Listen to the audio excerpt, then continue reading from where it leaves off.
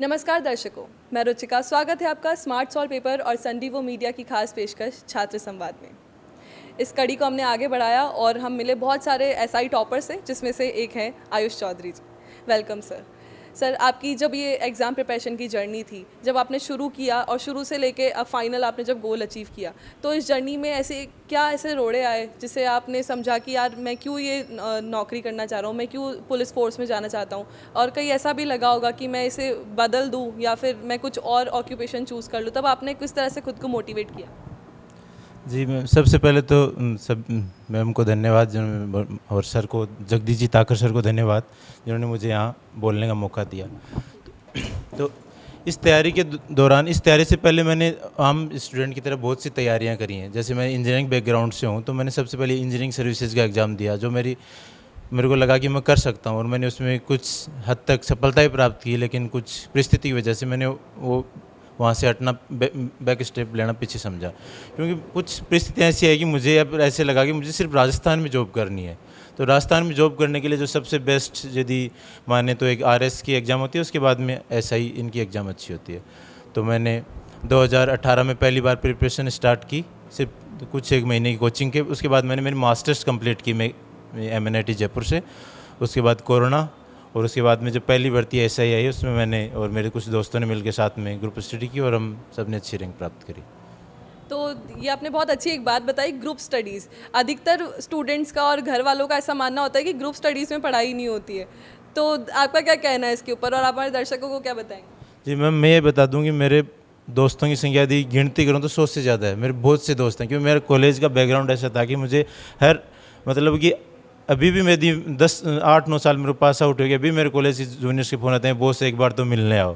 तो वो कॉलेज से ही दोस्ती का बैकग्राउंड इतना है कि हर जगह पे, हर कॉलोनी में, जयपुर की हर कॉलोनी में, हर घर में हमारे दोस्त मिल जाते थे। तो हम उनसे चाय पे आराम से बैठते।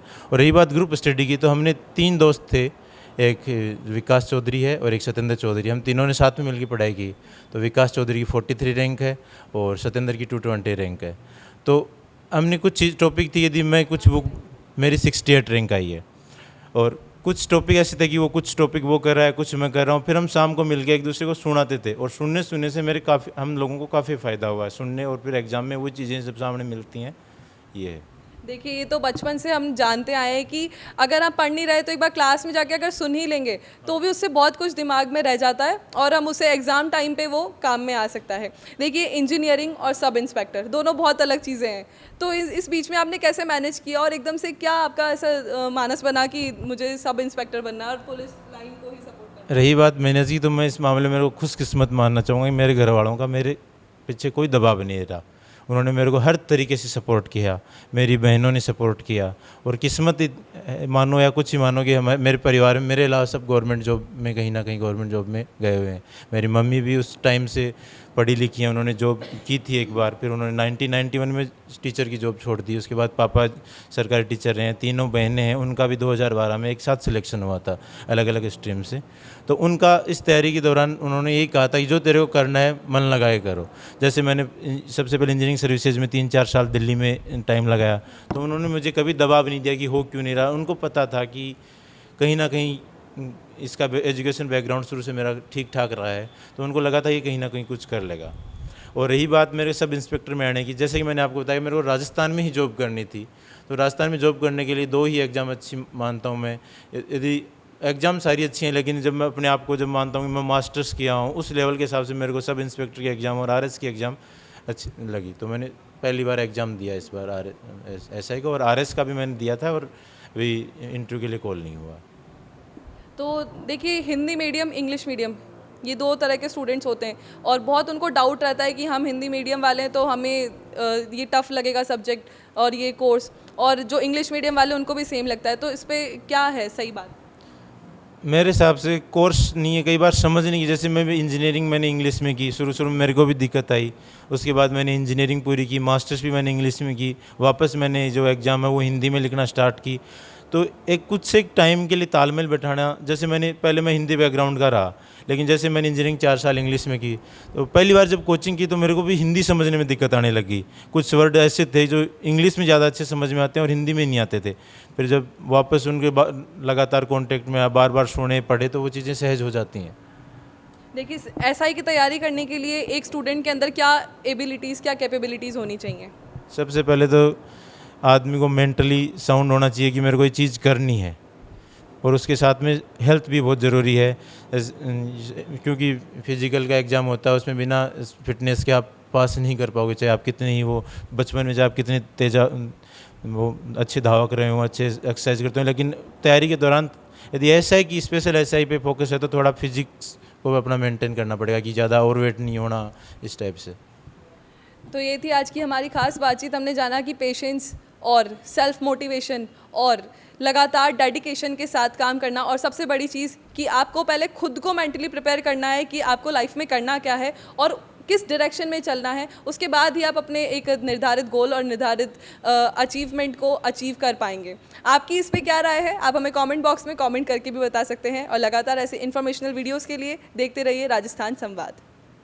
हर साल हजारों छात्र परीक्षा की तैयारी के लिए smart solved papers 1 week series पढ़ते हैं और उन्हें परीक्षा में बहुत अच्छे अंक मिलते हैं। कई छात्र विश्वविद्यालय से किताबें भी नहीं खरीदते हैं और केवल एक सप्ताह की श्रृंखला के साथ अध्ययन करते हैं और वे बहुत आसानी से पूरे नॉलेज और इंफॉर्मेशन के साथ परीक्षा पास कर सकते हैं। यदि आप राजस्थान के किसी भी विश्वविद्यालय में पढ़ रहे हैं और अपनी वार्षिक या फिर सेमेस्टर परीक्षा की तैयारी करना चाहते हैं तो smart solved papers 1 week series आपके लिए एक अच्छा विकल्प है। एक सप्ताह की श्रृंखला से अध्ययन करना छात्रों के लिए कई तरह से सहायक होता है, क्योंकि परीक्षा में पूछे जाने वाले अधिकांश प्रश्न एक सप्ताह की श्रृंखला में उपलब्ध होते हैं। राजस्थान के सभी विश्वविद्यालयों में बीए, बीएससी, बीसीओएम, एमए, एमएससी, एमसीओएम पाठ्यक्रमों के छात्र अपनी परीक्षा की तैयारी के लिए स्मार्ट 1 वीक सीरीज को डाउनलोड और उपयोग कर सकते हैं। बीए, बीएससी और बीकॉम जैसे सभी यूजी पाठ्यक्रमों के लिए स्मार्ट 1 वीक सीरीज जारी कर दी गई है। ये सभी सीरीज विश्वविद्यालयों द्वारा सत्र 2021 से 22 के लिए जारी पाठ्यक्रम के आधार पर तैयार की गई है। छात्र लेख में नीचे उपलब्ध प्रत्यक्ष लिंक से पहले दूसरे और अंतिम वर्ष के लिए एक सप्ताह की श्रृंखला की पीडीएफ फाइल डाउनलोड कर सकते हैं। Smart solved papers 1 week series के साथ परीक्षा की तैयारी के टिप्स। पढ़ाई के समय का स्केड्यूल बनाएं, समय का सदुपयोग करें, हर पेपर के सिलेबस को समझें, रिवीजन के लिए नोट्स बनाएं, त्वरित तैयारी के लिए एक सप्ताह की श्रृंखला का प्रयोग करें, पिछले वर्ष के प्रश्न पत्रों और मॉडल पेपर्स को हल करें। परीक्षा की तैयारी के लिए और अच्छे अंकों से पास होने के लिए smart solved papers 1 week series खरीदें और सभी को सलाह भी दें।